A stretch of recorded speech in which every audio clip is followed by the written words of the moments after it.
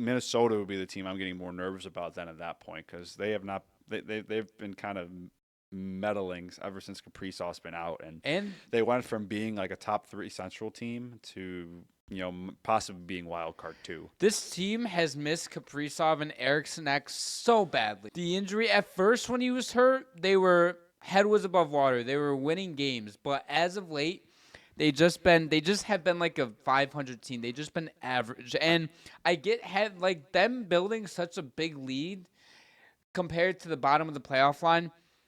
It was huge for them. They needed that so bad because now they they're didn't have such a great start to the season. They might not be a playoff team. What's up? If they didn't have such a great start to the season, they legitimately They'd be down with Vancouver and Calgary in like the 78 to 80 point range. Mm-hmm. But granted, like it's what ifs. They'll play in the what if games, cool and everything. But it's like it happened. So Minnesota had a great start to the season. Which Phil Gustus has still been awesome for them. He's goaltending hasn't been the issue. I think the goal scoring has been the issue. They haven't been able to score goals as of late. Because just looking at the goals scored for some of the better teams in the West. So in the Central, Winnipeg 253 goals, Dallas 246, Colorado 248, Vegas 247. LA's an outlier with 206, but they've also gotten really good goaltending, only 182 goals against. Edmonton 233 goals, St. Louis 227. And Minnesota is only at 200. Yeah, and there are 206 goals against. So the goaltending hasn't been bad. No, their goaltending has been... They just haven't been scoring. And adding a guy like Kaprizov in your lineup, if he's back for game 1 of the playoffs, huge W. You get such a boost from having a guy like Kaprizov in your lineup. So another interesting thing about the Wild, now that I'm looking at it, because they did update the NHL app so you can sort by different metrics now in the standings. Okay. So they are, out of all the teams in a playoff spot right now, they are the lowest amount of goals scored.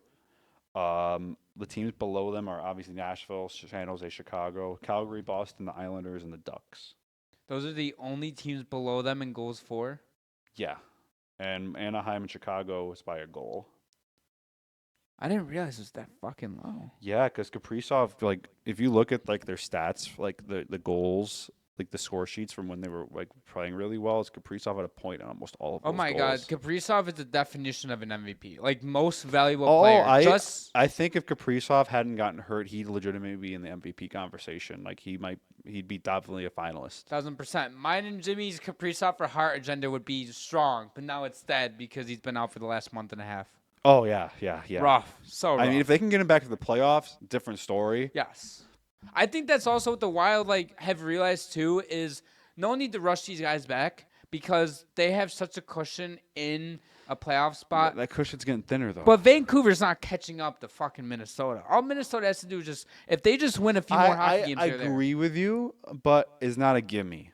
No, it's not a gimme, of course, because if fucking Minnesota just decides to lose 6 straight games, for example, because St. Louis is in a really good spot to pass them in the standings. I mean, I don't think at this point Minnesota, sure they can use a wild card one playing a team like Vegas over Winnipeg, but also if you're Minnesota, you're just worried about getting in healthy, getting Kaprizov back at 100%. Oh yeah, if Kaprizov is not ready for the playoffs, they might be getting swept. They're gonna get swept. I would be so shocked if they took one game, genuinely. Especially if they ended up playing Winnipeg. Yeah, and this is coming from two guys actually that have believed in Minnesota.